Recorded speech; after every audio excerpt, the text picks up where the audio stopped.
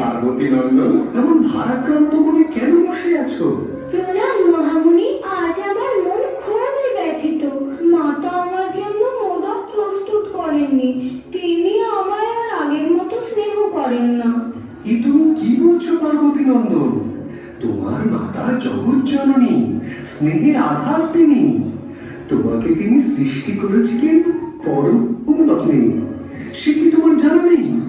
শিশুকাল থেকে আমি তো তোমায় বহুবার সে কাহিনী শুনিয়েছি। সে কাহিনী শুনতে আমার বড় ভালো লাগে মহামুনি। আরো একবার সে কাহিনী শুনতে চাই। আচ্ছা আচ্ছা আচ্ছা, সে ছিল দেবীর বিশ্রাম গান। দেবাদিদেব তখন ঘোর তপস্যায় মগ্ন।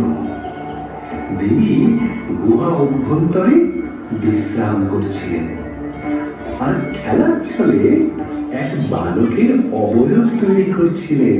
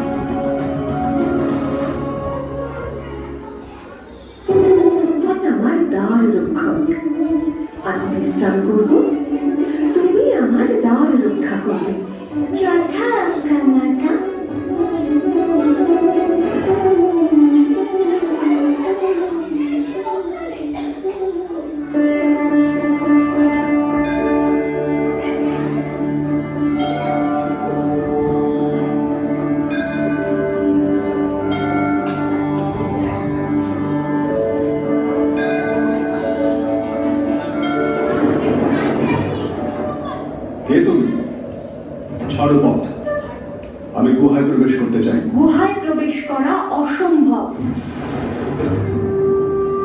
তুমি কি জানো আমি কে? বছরও আমি আমার মাতার সন্তান, মাতৃ আদেশ আমি পালন করবই। আমাকে ক্রোধান্বিত করো না, ভালো বিনষ্ট হবে তুমি। নাহি ডরি তোমায় মহেশ্বর, মাতা পার্বতী মোর ঈশ্বর।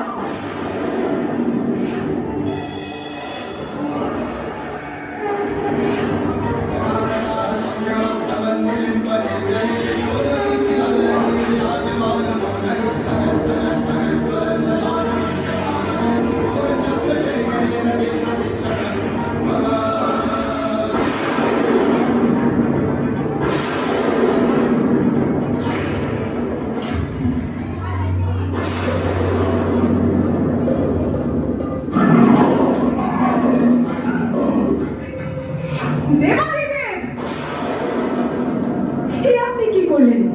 আমার পুত্রকে নাশ করলেন।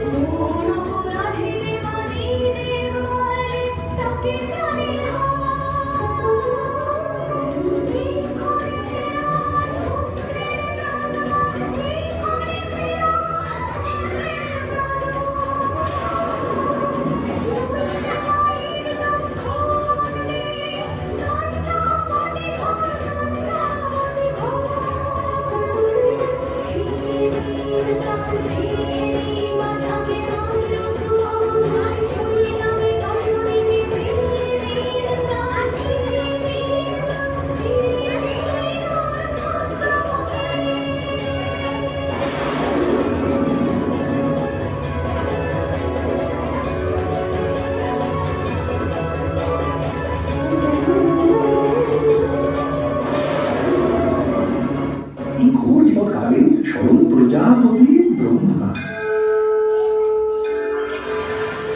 দেবী, আপনার পুত্র প্রাণ ফিরে পাবে। ক্রোধ ত্যাগ করুন, এই হস্তির মস্তক বালকের মস্তক হিসাবে স্থাপন করুন।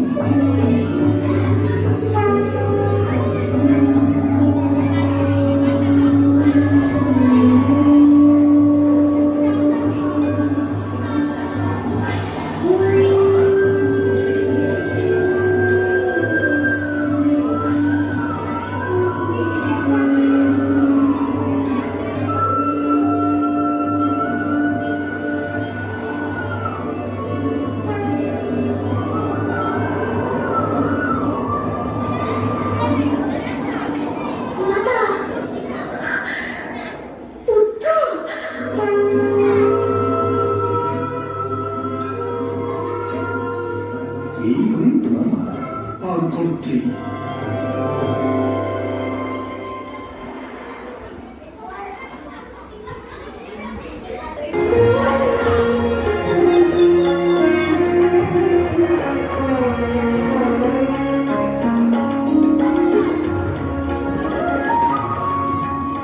পুত্র গণেশ, মাতা তুমি নাকি একাধারে জগৎ জননী, অন্যদিকে রুদ্ররূপিণী। তুমি সৃষ্টিকর্ত্রী, আবার তুমি বিনাশকারিণী। মা, আমি তোমার সিংহবাহিনী রূপের মহিমা কীর্তন করতে চাই। তথাস্তু। কিন্তু মাতে, পশুরাজ সিংহ কি করে তোমার বাহন হলে? সে কাহিনী আমায় বলো।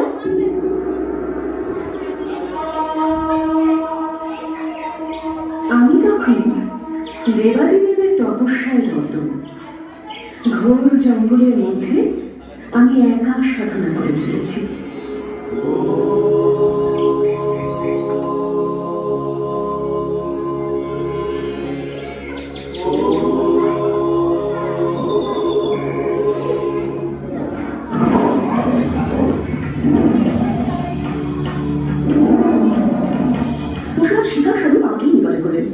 কিন্তু তপস্যারতা প্রাণীকে ভক্ষণ করবেন না বলে তিনি অপেক্ষা করলেন। আমার সাধনা ভঙ্গ হওয়ার জন্য।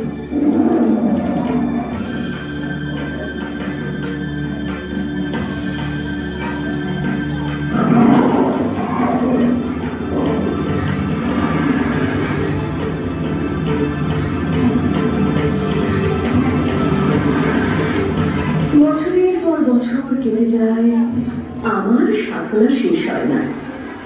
অবশেষে আমি সিদ্ধি লাভের পথে এগিয়ে গেলাম।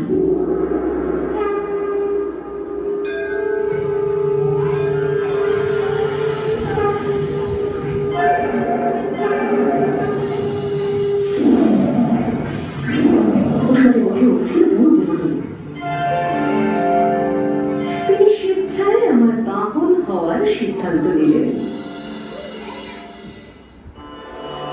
মা গো, এবার তোমার বিভিন্ন সিংহবাহিনী রূপের কথা আমাকে শোনাও, আমি লিপিবদ্ধ করি। তোমার কোনো ইচ্ছাই আমি অপূর্ণ রাখতে পারবো না পুত্র। প্রথমেই তোমাকে বলি আমার চন্ডিকা রূপের কাহিনী।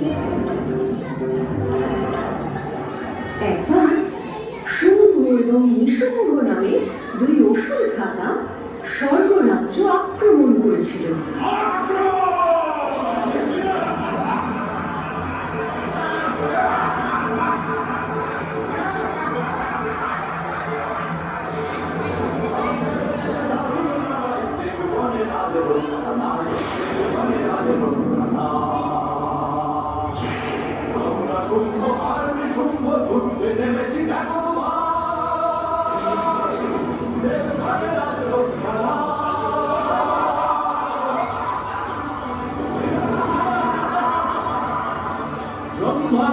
শক্তি পেয়েছি, কেড়েছি ইন্দ্র সিংহাসন। অসুরের রাজি খায় আমি করছি স্বর্গের মুখে ভোলা এখন।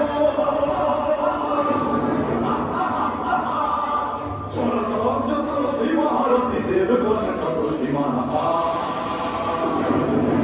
অসুরের রাজ করেছি স্থাপন এবং অভিশনে ভরা এবার নতুন দিঘাতে আমরা এই রাজা দেবতারা হবে সজায়।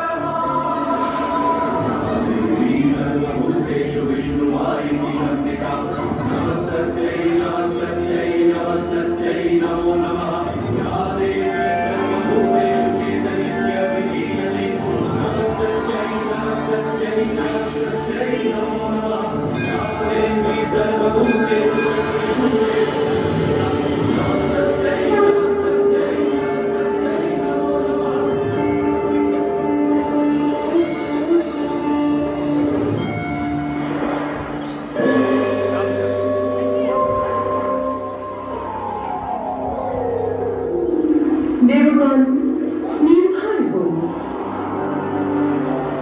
আমি দেবী চন্ডিকা স্বর্গরাজ্য ফিরিয়ে আনবো। আমি নির্ভয় হন।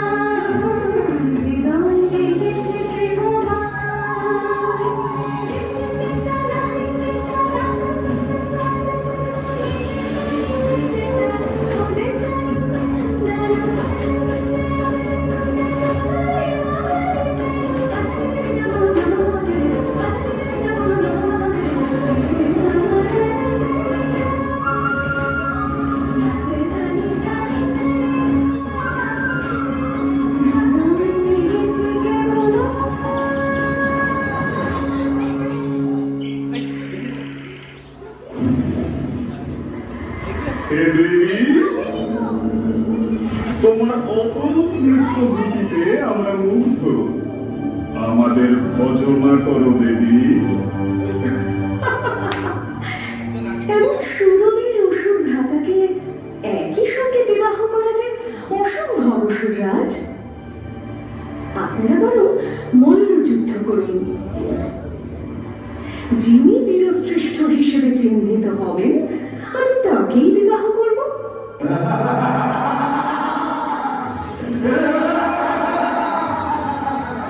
বেশ মানিলাম তোমার শর্ত। তোমারই চরণ তলে আমি দিব স্বর্গ মর্ত। কিন্তু সুন্দরী করো অঙ্গীকার, বিজয়ী বীরকে করিলে স্বীকার করিলে স্বীকার। করিলাম সেই অঙ্গীকার।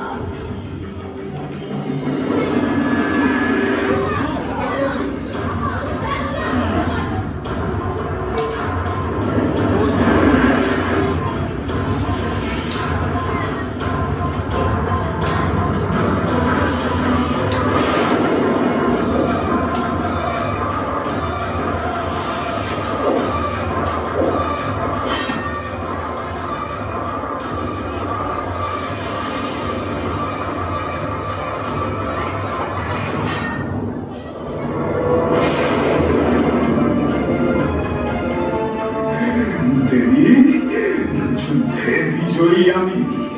এবার স্বীকার করো আমাকে। দুর্মতি অসুর, আমার কামনায় বধ করলি নিজের ভ্রাতাকে। লোহের বশবর্তী হয়ে পাপের ঘোড়া পূর্ণ করেছিস তুই। এইবার তোর বিনাশকাল আগত।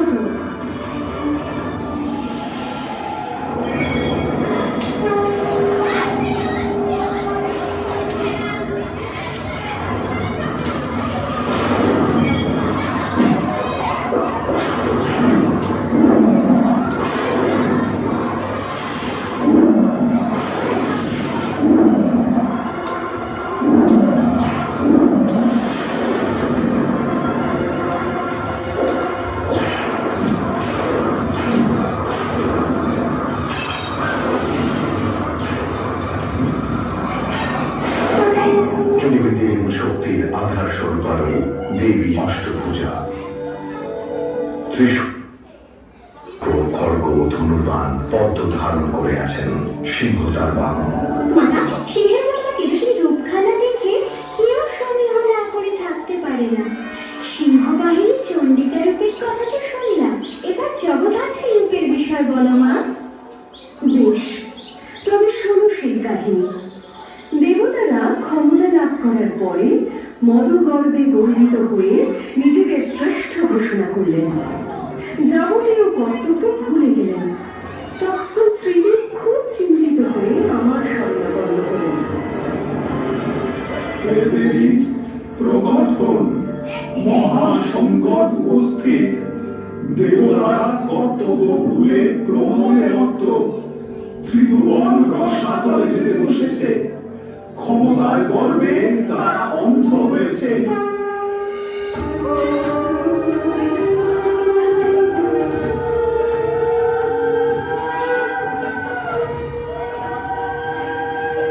আমি হরণ করিবার দম্ভ। আপনারা নিশ্চিন্ত হন ত্রিদেব, শুভ শক্তির জয় হবে।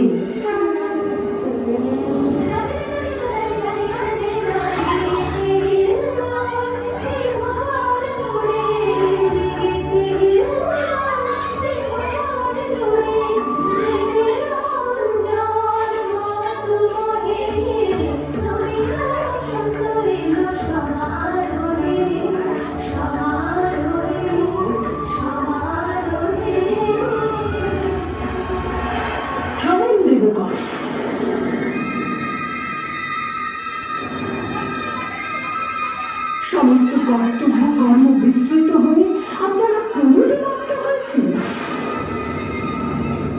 জগৎ সংসার চালনা করার ক্ষমতা হারিয়েছেন আপনারা। কে আপনি দেবী? দেবগণ অজেয়, তাদের ক্ষমতাকে তুচ্ছ করছেন আপনি। নিজেদের ক্ষমতার উপর এত ভরসা দিল না।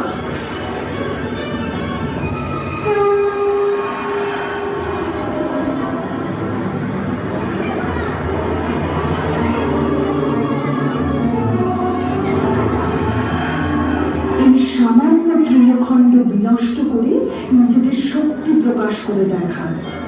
এই তৃণখণ্ড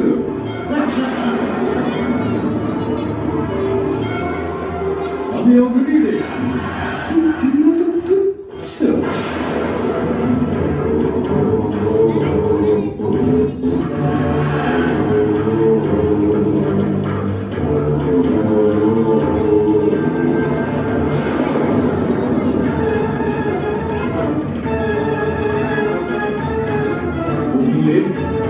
আপনি সরে দাঁড়ান, এখনই ওই তৃণখণ্ড ঝড়ে উড়ে যাবে।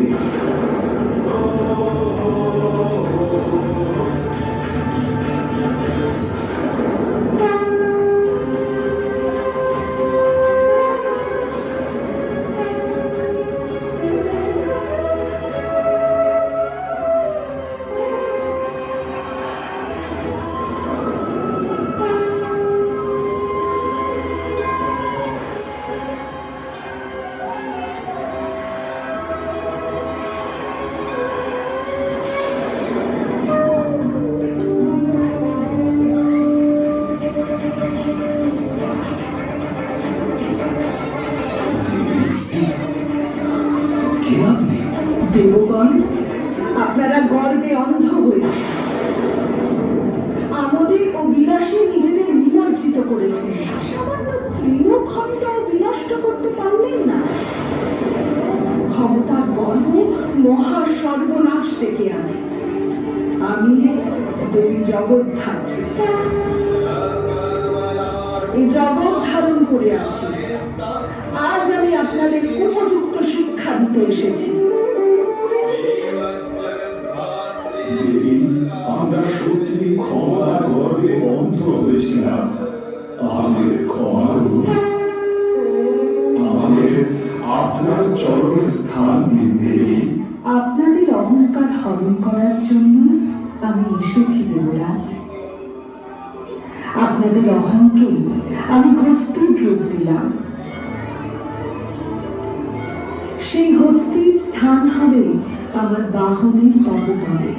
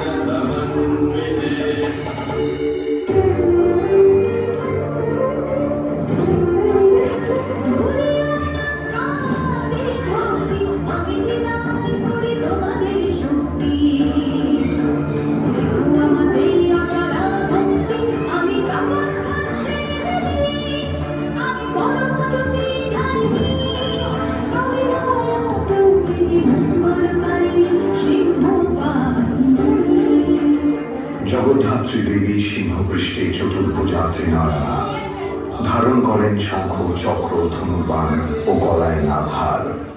এই দেবীর আরাধনায় আমরা সকল দম্ভ থেকে মুক্তি পেয়ে মূল কর্মকাণ্ডে ফিরে আসি। মাতা, আমি মুগ্ধ হয়ে গেলাম তোমার জগদ্ধাত্রী রূপের কাহিনী শুনে। তার মানে তুমি জগৎ ধারণ করে আছো মা। কি করে তুমি সৃষ্টি করলে এই জগৎ? পুত্র, তুমি জ্ঞানী, তুমি সঠিক উপলব্ধি করেছ। মাতা, আমি সৃষ্টির কথা জানতে চাই। কিভাবে সৃষ্টি করলে এই ব্রহ্মাণ্ড, সূর্য, গ্রহ, তারা? পুত্র গণেশ, তোমাকে দেবী কুষ্মান্ডার কাহিনী শোনাচ্ছি। সৃষ্টির আদিতে চতুর্দিক ছিল অন্ধকার। তখনই আমি ধারণ করলাম কুষ্মান্ডা।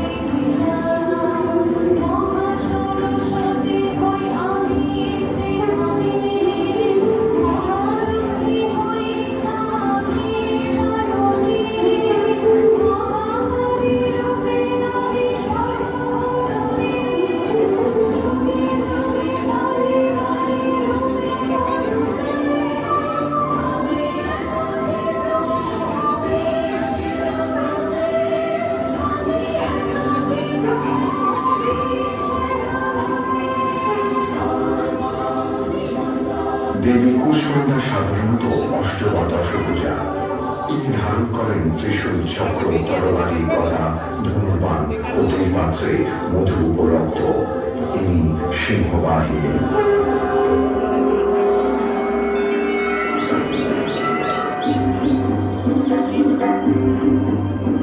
এ কি? এই মাচাকে কে প্রহার করবে? ওই মার্জার আমার মুশিকদের উত্তপ্ত করছিল মাতা, তাই আমি প্রহার করেছি। তুমি ওই মাচাকে প্রহার করেছো পুত্র? জানো সেই প্রহারের চিহ্ন কোথায় এসে পড়েছে? এই দেখো। মাতা, এ কি? এ আমি কি দেখছি? তোমার দেহে প্রহারের চিহ্ন। সৃষ্টির সকল প্রাণী আমার সন্তান। সকল প্রাণীর মধ্যে পশু সুলভ প্রবৃত্তি আছে। সেই পশু সুলভ প্রবৃত্তি ত্যাগ করাই ধর্ম। সিংহদেবকে দেখো, তিনি আমাকে নিজের স্বীকার করবেন ভেবেছিলেন। সেটা তার পশু সুলভ প্রবৃত্তি। কিন্তু তিনি সেই সব পরিত্যাগ করে আমার চরণ আশ্রয় লাভ করেছিলেন, আত্মসমর্পণ করেছিলেন। ক্রোধ সম্বরণ করে পুত্র। ক্ষমা করো মাতা, আমি সত্যি ক্রোধ সম্বরণ করতে পারিনি। আমার বাহনের দুর্দশা দেখেই ক্ষিপ্ত হয়েছিলাম। এখন আমি আমার ভুল বুঝতে পেরেছি মাতা। একদা তোমার মাতার ক্রোধের শিকার তো আমিও হয়েছি। স্মরণ আছে দেবী, ক্রোধে কৃষ্ণবাবু হয়ে তুমি জয় দুর্গার রূপ ধারণ করেছিলে। পুত্র গণেশকে সেই কাহিনী শোনাও দেবী।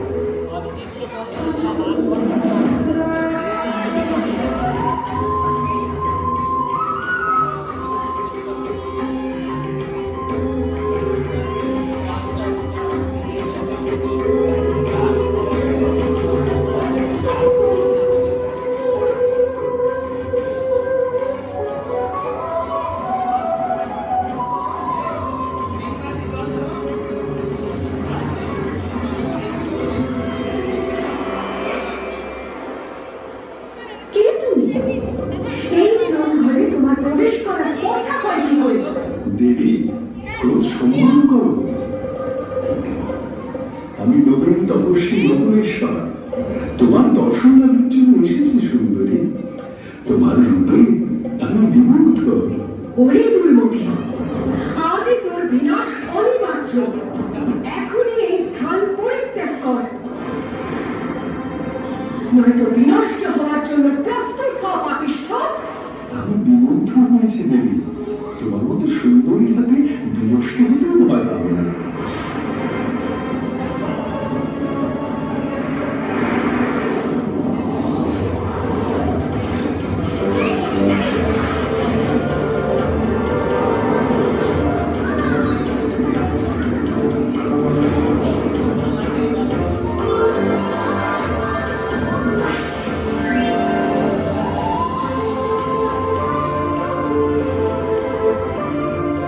সম্পূর্ণই এই পাশখানা আমি ফিরিয়ে দিলাম।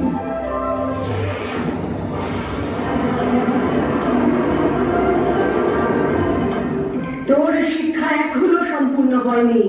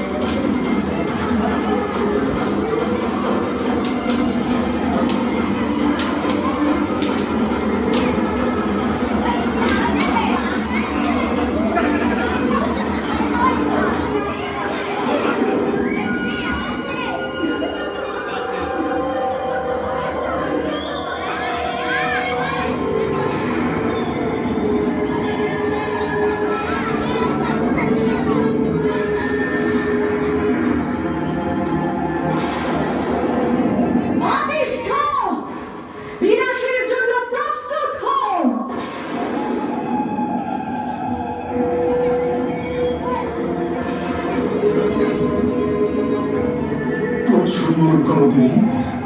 আমি তোমার প্রতিদিন ভবিষ্যৎ।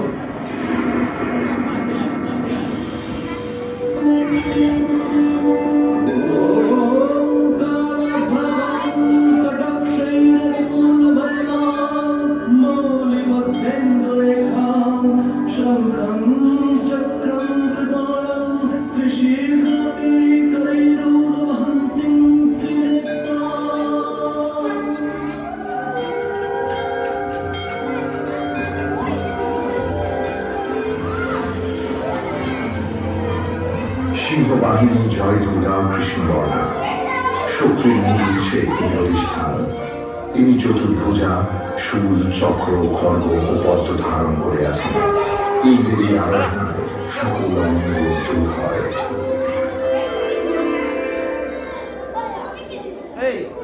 তা পার্বতী নন্দন, তুমি তোমার মাতার কোন কোন রূপের বর্ণনা শুনবে? দেবী, তুমি তোমার পুত্রকে কামাখ্যা দেবীর দর্শন করেছ? সে রূপ তো সিংহবাহিনী নয়। না দেবাদেবী, সে কাহিনীর মধ্যে যে আমাদের দুজনের অতীতের লীলাও রয়েছে, সে কাহিনী একা আমার তো নয়। সেই লীলা কাহিনী আমি শুনতে চাই মাতে। সে বড় অস্থির সময় ছিল পুত্র। দেবী সতীকে হারিয়ে দেবাদেবীর মহাদেব তখন উন্মত্ত প্রায়। জগৎ অরক্ষিত। দেবাদেবীর বরপ্রাপ্ত ভয়ঙ্কর তারকাসুর ত্রিলোক বিনষ্ট করছে।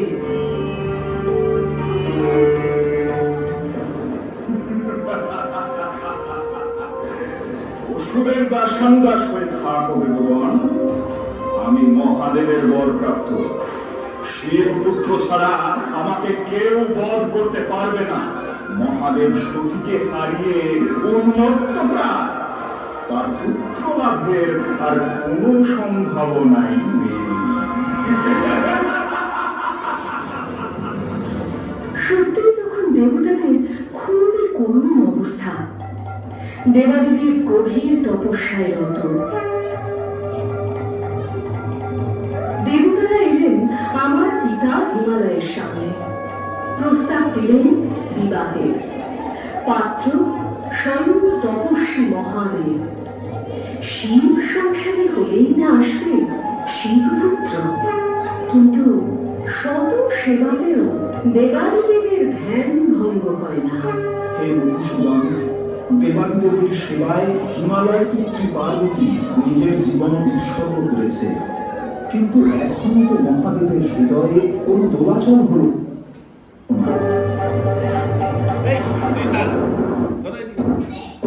বলুন প্রজাপতি, দেবাদিদেবের হৃদয়ে প্রেমের জাগরণ ঘটাচ্ছে। আদেশ করুন দেবগণ, কি করণীয় আমার? হে মদনদেব, দেবাদিদেব আজ অনুর নিক্ষেপ করুন আপনার কুলবান। মহাদেবের চিত্তে জাগলে দোলাচল, পুনঃ এ সংসার হবে সচল।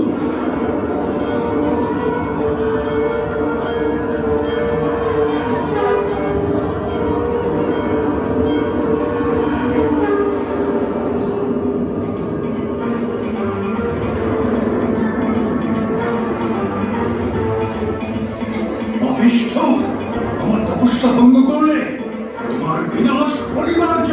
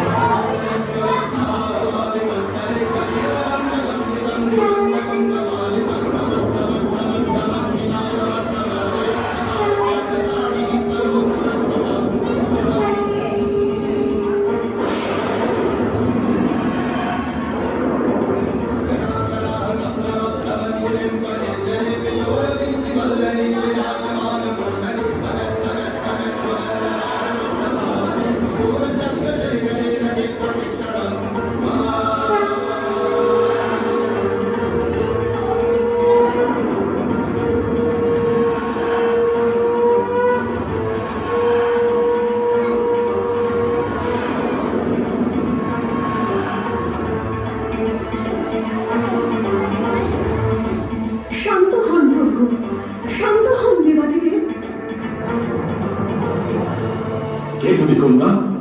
এখানে কেন এসেছো? হে দেবাদিদেব, আমি হিমালয় কন্যা পার্বতী। মহামুনি নারদের আদেশে আমার পিতা আমাকে আপনার সেবায় নিযুক্ত করেছেন প্রভু।